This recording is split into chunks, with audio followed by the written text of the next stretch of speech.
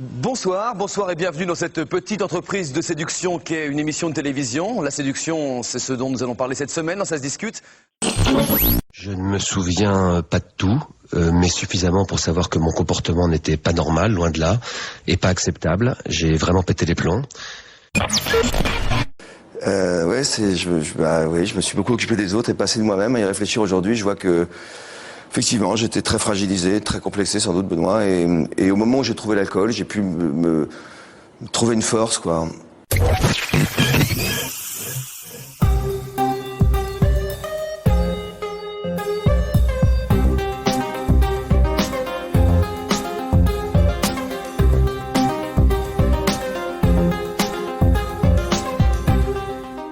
Salut, c'est Thomas, bienvenue dans Media Story, le podcast qui raconte les médias.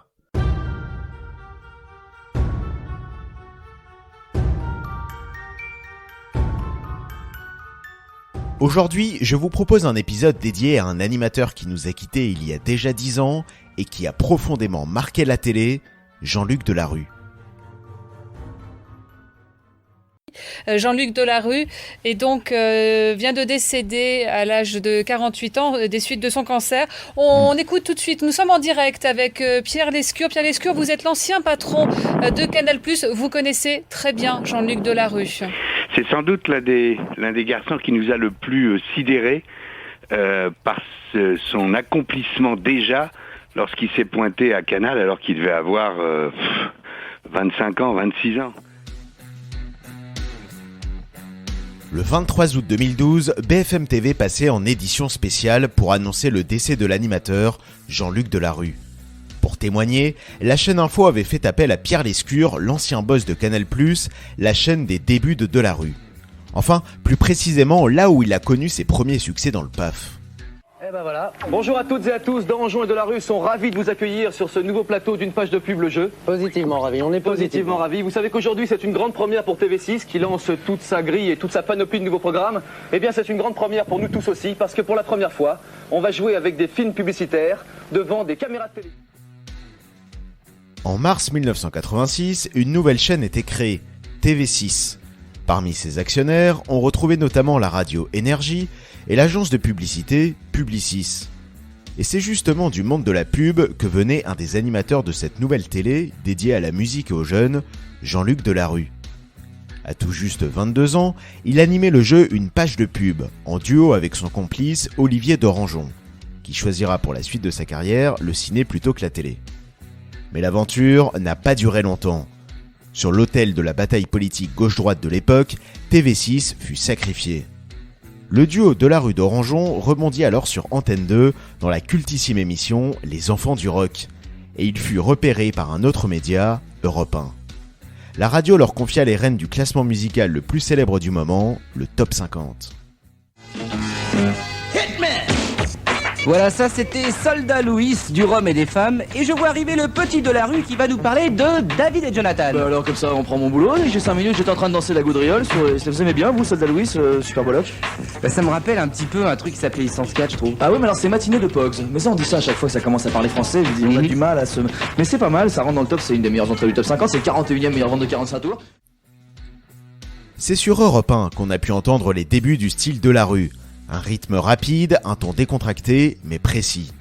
C'est ce style qui plut à la récente chaîne du câble, Canal+. Il rejoignit l'équipe de chroniqueurs de Michel Denisot, dont Demain, une émission dédiée à la vie quotidienne. À la rentrée 1990, l'émission évolua, elle devint quotidienne et se renomma La Grande Famille. Et quand au bout d'une saison, Denisot quitta la présentation du programme, il passa la main au jeune prodige de la maison, Jean-Luc Delarue. Il se retrouva à la tête d'une grande famille dans laquelle on retrouvait, entre autres, l'illustre pourfendeur de la malbouffe, Jean-Pierre Coff. On va me dire, oui, oh, vous êtes un con, vous allez jeter ça. Oui, je le jette, parce que ça, c'est honteux, ça. C'est pas de la charcuterie, ça, c'est de la merde. Alors que ça, c'est bon. Voilà la différence.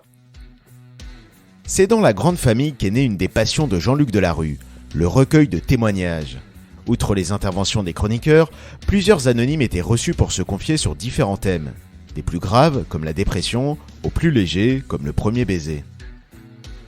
Parallèlement au petit écran, la carrière radio de Delarue continuait elle aussi son ascension. Après le Top 50, il présenta Mon œil, une émission sur les coulisses de la télé, puis les après-midi, et dès la rentrée 1992, le prime time de la radio, la matinale. À ses côtés, la rédaction d'Europe 1, et c'est dans cette équipe qu'il fit une rencontre déterminante pour la suite, celle de Jean-Pierre Elkabbach. Le journaliste politique était fasciné par l'aisance et le talent du jeune animateur. Pas étonnant alors qu'une fois nommé à la tête de France Télévisions fin 93, il fit appel à son poulain Jean-Luc Delarue. Pour celui qui s'apprêtait à passer le cap de la trentaine, l'année 1994 marqua un tournant majeur dans sa carrière et dans sa vie. C'est la saison des transferts. Jean-Luc Delarue, né le 24 juin 1964, change de club au moment où il va passer le cap de la trentaine. Jean-Luc, bonjour. Jean-Luc Delarue, virgule, c'était un secret de Polichinelle depuis quelques semaines, virgule, quitte Canal+ pour France 2 à la saison prochaine. Pourquoi et pourquoi faire ? En prenant la tête de France Télé, Jean-Pierre Elkabbach s'était donné pour mission de battre en audience TF1. Pour cela, il avait choisi de miser sur des nouveaux talents du petit écran, Nagui, Arthur et Delarue. Si Nagui et Arthur étaient en charge des divertissements, Delarue, lui, arrivait avec un genre de talk-show très connu aux États-Unis, mais peu vu en France, le débat de société.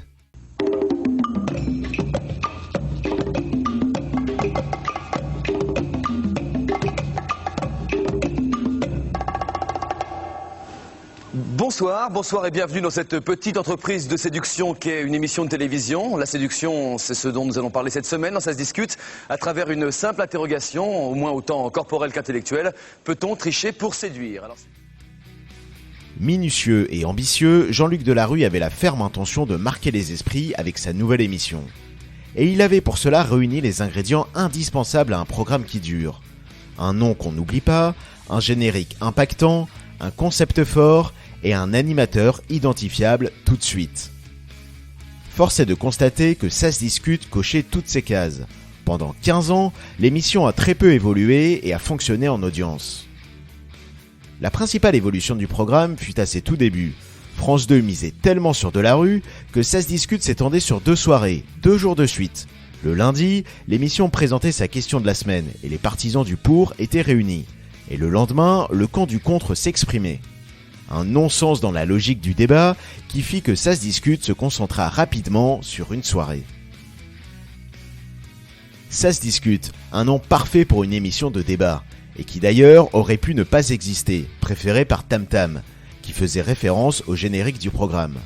Un générique inoubliable et très efficace, basé sur Le Serpent, morceau du percussionniste Game. Du côté du concept, Delarue avait misé sur un principe simple et efficace. Un sujet de société en question et des témoignages d'invités, des anonymes comme des spécialistes. Dans Ça se discute, si les sujets tombaient parfois dans le racoleur, comme chirurgie esthétique, jusqu'où peut-on transformer son corps, ou la France est-elle vraiment le pays du libertinage, des questions plus sérieuses étaient aussi posées. La religion mène-t-elle au bonheur ? Comment vivre avec une maladie rare ? Ou encore, comment se reconstruire après la perte de son conjoint ? Et pour détendre l'atmosphère, Jean-Luc Delarue savait proposer des sujets plus légers, souvent teintés de paillettes par la présence de célébrités. Bonsoir à Cathy et David Guetta. Vous qui dirigez différents endroits à Paris, vous avez été à la naissance du Queen, vous avez travaillé tous les deux au Bain et aujourd'hui vous dirigez le Palace. Et puis aussi un restaurant-bar qui s'appelle La Renaissance à Paris. Comment vous voyez arriver les touristes ? Ça doit être compliqué pour vous ? Parce que c'est vrai que Eric l'a laissé entendre tout à l'heure, on rentrera en détail dans ce que ça signifie, mais Paris est composé de différentes tribus qu'on essaye de mélanger le plus souvent pour réussir les soirées. Ou au contraire de laisser ensemble de manière assez étanche. Comment vous vous débrouillez avec les touristes ? Le casting de témoins venus se confier sur les sujets évoqués dans l'émission était à chaque fois bien choisi et parfaitement interrogé par Jean-Luc Delarue. Son style était net et sans bavure. Des questions courtes, un ton sérieux, de l'écoute toujours et de l'esprit parfois quand il fallait. Ce style, Delarue l'entretiendra sans relâche jusqu'à la fin de sa vie médiatique. Pour renforcer son personnage d'animateur sérieux et accoucheur de confidences, Delarue s'était appuyé sur un look imparable. Costume sombre, fiche et stylo à la main, et surtout, une oreillette bien visible en permanence. Ce qui lui vaudra le surnom de l'homme à l'oreillette. Pierre, vous avez été abusé par votre mère. Oui. Ça a commencé très tôt, Oui. autant qu'ils vous en souviennent, quand vous étiez tout petit, 2 ans. Même peut-être encore plus jeune, oui, sans aucun doute. Par quel geste se caractérisaient on imagine mal comment une femme peut abuser d'un enfant. C'est rarissime, hein. Enfin, je veux dire, d'après les statistiques de la justice, mais ça existe.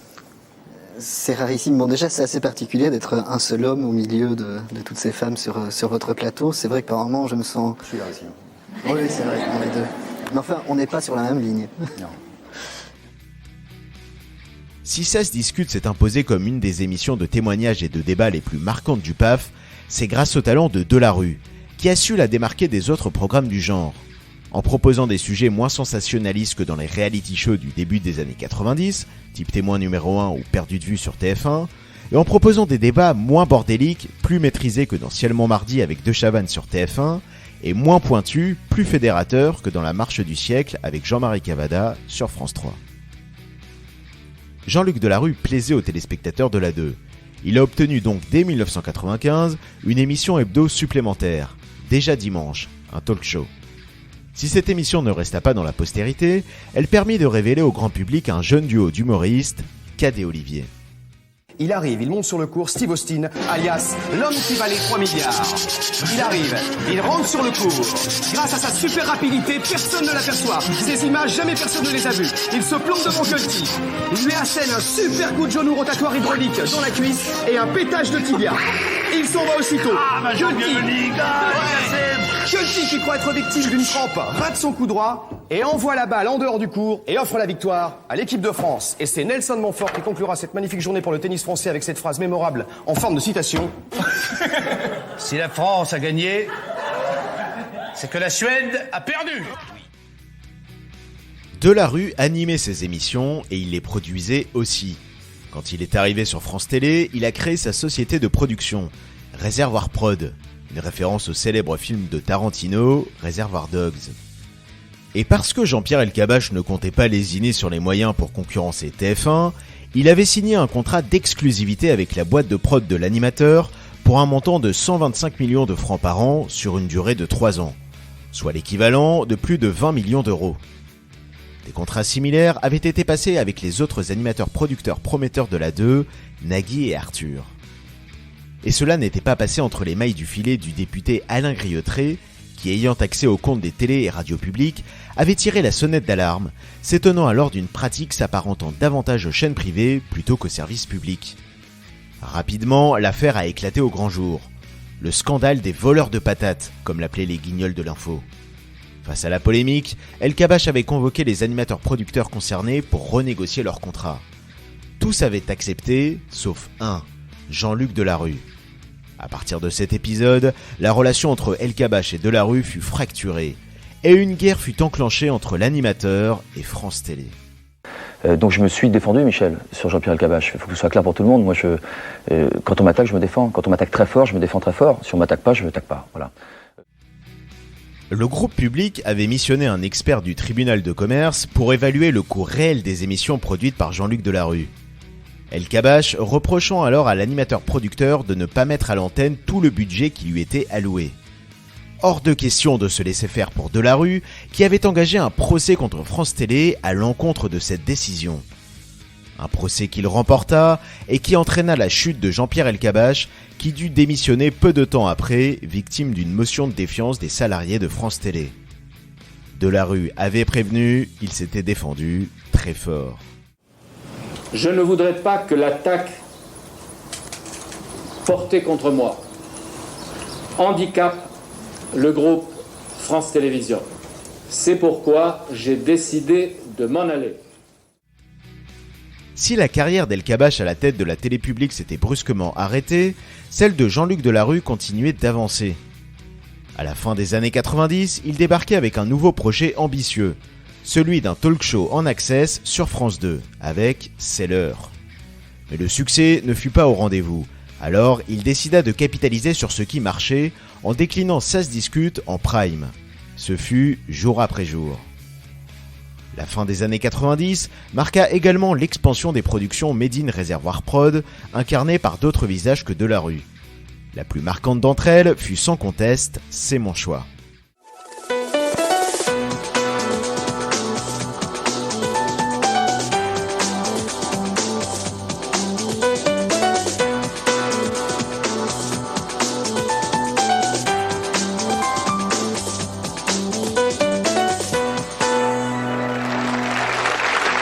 tous, nos invités d'aujourd'hui sont amoureux et pourtant ils ne se sont jamais vus et c'est leur choix. Diffusé tous les jours sur France 3 et incarné par un nouveau visage du PAF, Evelyne Thomas, C'est mon choix était directement inspiré de Ça se discute, mais en version beaucoup plus légère. Autant critiquée par la presse que plébiscitée par les téléspectateurs, l'émission ne laissa pas indifférent. Evelyne Thomas fut si populaire qu'elle servit de modèle au buste de Marianne en 2003. Réservoir Prod produisit au début des années 2000 d'autres émissions à succès, s'éloignant du registre du débat et préférant le divertissement. On peut citer Star à domicile et Vie ma vie sur TF1, des émissions devenues cultes. Rien ne semblait arrêter Jean-Luc Delarue. Réception de 7 d'or pour ses émissions, animation de soirées événementielles sur la 2 aux côtés du taulier Michel Drucker, comme le passage à l'an 2000 ou les victoires de la musique, et même diversification de ses affaires en mode VIP. L'animateur s'associa en effet à des grands noms comme Pierre Hermé en investissant dans sa première boutique, ou carrément Robert De Niro pour ouvrir un restaurant. Mais télévision et restauration ne se gèrent pas de la même manière. Les affaires de Delarue dans ce domaine se soldèrent rapidement par des échecs. Des affaires menées avec le sulfureux patron de boîte de nuit Hubert Boukobza, avec qui il partagea davantage d'excès en soirée que de succès côté business. Mais ces revers n'avaient pas arrêté les affaires de Jean-Luc Delarue pour autant. Derrière le masque de gendre idéal face aux caméras, il était un redoutable entrepreneur. De société de production, il fit de Réservoir un groupe audiovisuel, embauchant plus de 200 salariés et se développant à travers divers filiales, dans le web, la musique ou le sport. Autant ambitieux pour développer ses affaires qu'excessif pour faire la fête, Delarue n'hésita pas à rassembler ses salariés lors d'immenses soirées festives à l'Olympia. Mais les excès de Jean-Luc Delarue vont lui faire connaître, après la gloire, de sérieux déboires.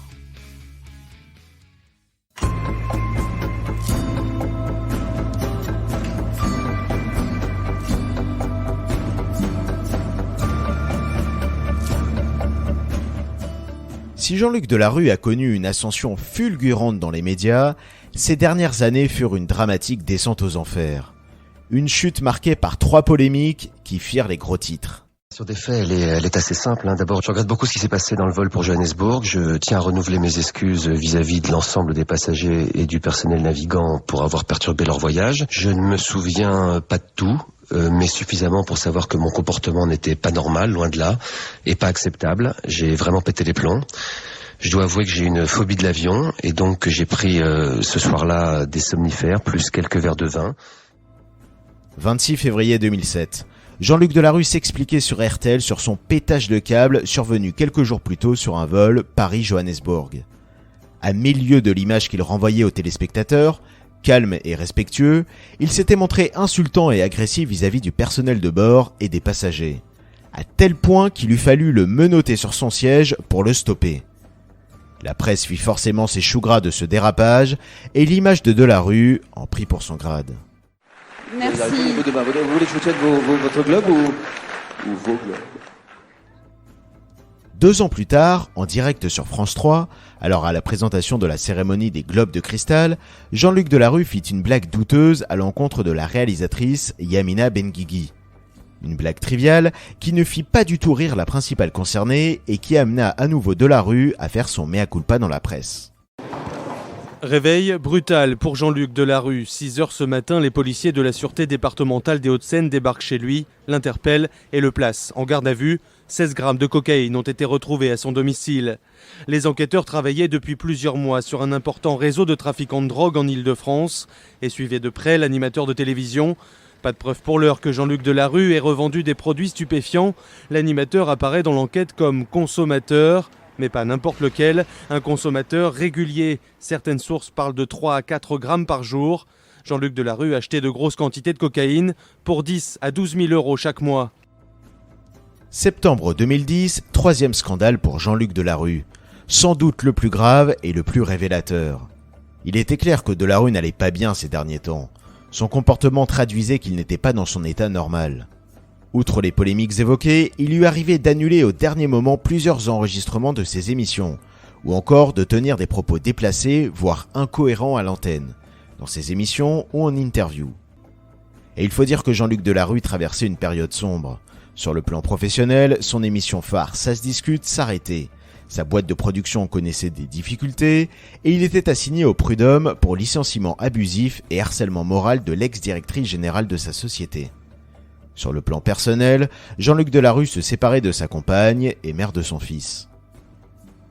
Son arrestation pour détention de stupéfiants, survenue le 14 septembre 2010, sonnait comme un coup de tonnerre pour le grand public, qui découvrit que l'animateur-producteur à succès était totalement accro à la cocaïne. Pour les proches de l'animateur, ce n'était qu'un secret de polichinelle. Il fut révélé que Jean-Luc Delarue y consacrait près d'un tiers de son salaire, soit environ 10 000 € par mois. Suite à ces révélations, France Télé avait décidé de suspendre provisoirement de l'antenne Jean-Luc Delarue, qui animait une émission quotidienne de témoignages, Toute une histoire. Le patron du groupe public, Rémi Fimelin, avait justifié ce choix afin de le laisser se soigner, se reposer et se ressourcer. S'en est suivi pour l'animateur une longue cure de désintoxication, la création d'une fondation d'entreprise pour lutter contre les dépendances et une initiative originale, un tour de France en camping-car. Son opération consistait alors à partir à la rencontre de lycéens et de leurs parents pour faire de la prévention sur les dangers de la drogue. S'il fut la cible de critiques de certains journalistes, humoristes et même constructeurs de camping-cars, cela n'empêcha pas Delarue de tenir parole et de parcourir des milliers de kilomètres aux côtés d'autres anciens toxicomanes. Je parle un peu, j'ai vu quelqu'un qui disait l'autre jour que je me retrouvais un peu dans la place d'un invité d'une de mes émissions. C'est tout à fait vrai. Je me suis jamais sorti très loin de mes invités. Ça fait du bien de pouvoir me poser à mon tour et de pouvoir vider mes valises, quoi. Mais je me suis beaucoup occupé des autres et passé de moi-même. À y réfléchir aujourd'hui, je vois que effectivement, j'étais très fragilisé, très complexé sans doute, Benoît. Et au moment où j'ai trouvé l'alcool, j'ai pu me trouver une force, quoi. Après avoir interviewé et écouté des centaines de personnes venues témoigner dans ses émissions, Jean-Luc Delarue passait à son tour au jeu des confidences. Dans des interviews et dans un livre d'entretien, Dernière confession, comme une psychanalyse publique. Il se confiait sur ses blessures d'enfance, sur sa relation difficile avec ses parents, sur ses consommations excessives de drogue et d'alcool, sur sa course effrénée vers la réussite. Delarue révélait ainsi au grand jour ses failles. Derrière l'animateur tout en maîtrise, se cachait un homme complexe et rongé par ses excès. Et ce, quasiment depuis ses premiers succès à la télé. On est content de vous retrouver, Jean-Luc. Merci. Avant de parler du présent, une question sur le passé.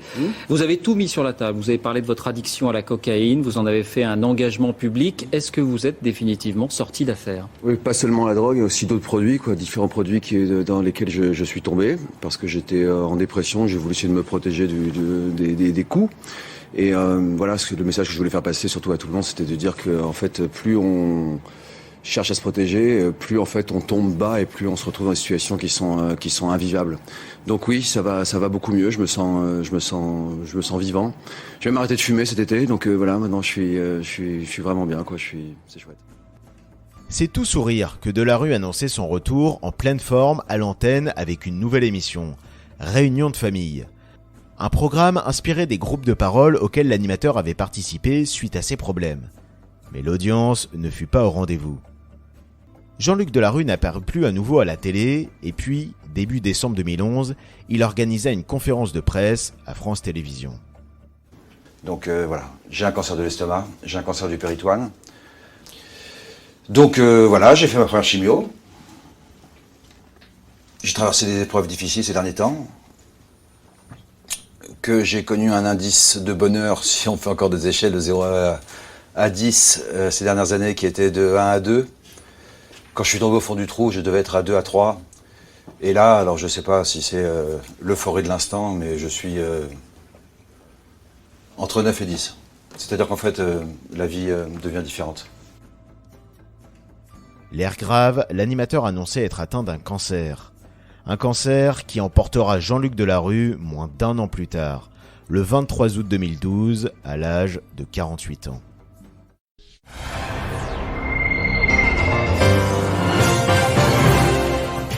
Madame, Monsieur, bonjour et bienvenue dans cette édition du Trésor. Le monde de la télévision est sous le choc. Jean-Luc Delarue est mort la nuit dernière des suites de son cancer. Il était âgé de 48 ans. Dans un instant, Nous reviendrons sur la carrière et sur l'émotion suscitée par la disparition de celui qui fut pendant longtemps votre animateur préféré.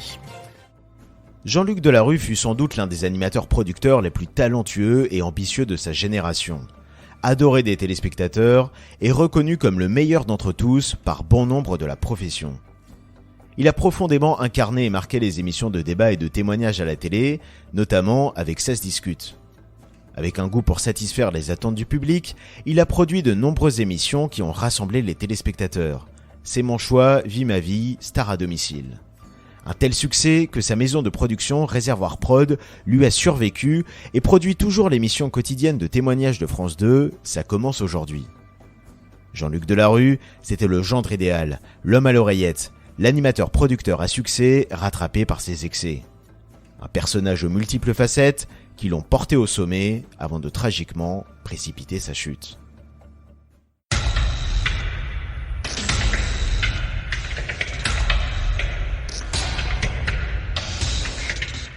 Si vous aimez Media Story, n'hésitez pas à le faire savoir en nous laissant une note sur votre plateforme d'écoute préférée. Merci par avance pour vos retours. Et merci à tous d'avoir suivi ce podcast. Pour écouter tout plein d'autres podcasts sur la culture, la société, la littérature ou les séries, allez faire un tour du côté des podcasts de Podcut, le label qui va vous en apprendre et vous détendre. Vous retrouverez tout le catalogue de Podcut sur notre site podcut.studio. Aussi, si vous souhaitez nous aider à faire vivre le label, n'hésitez pas à faire un don au Patreon de Podcut. À dans un mois pour se replonger dans l'histoire des médias.